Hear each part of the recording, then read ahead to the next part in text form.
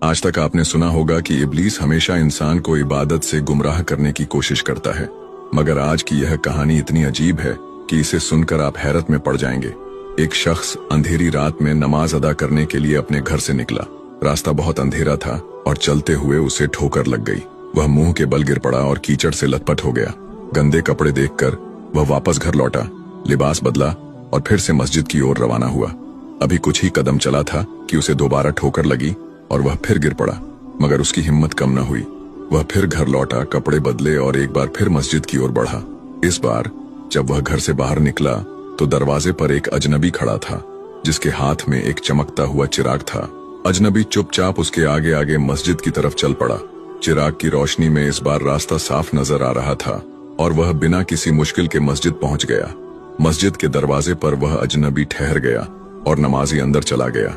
नमाज अदा करने के बाद जब वह बाहर निकला तो देखा कि वह अजनबी अभी भी खड़ा था, मानो उसे घर छोड़ने आया हो।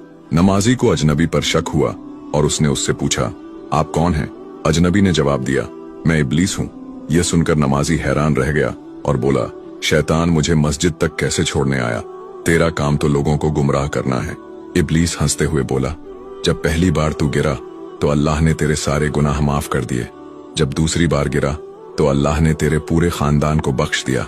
मुझे डर था कि अगर तू तीसरी बार गिरा तो अल्लाह पूरे गांव को बख्श देगा, इसलिए मैं चिराग लेकर आया ताकि तू बिना गिरे मस्जिद पहुंच जाए। यह सुनकर नमाजी की आंखों में आंसू आ गए। उसने सजदे में गिरकर अल्लाह का शुक्र अदा किया कि उसकी मेहनत और नियत को अल्लाह ने कबूल कर लिया।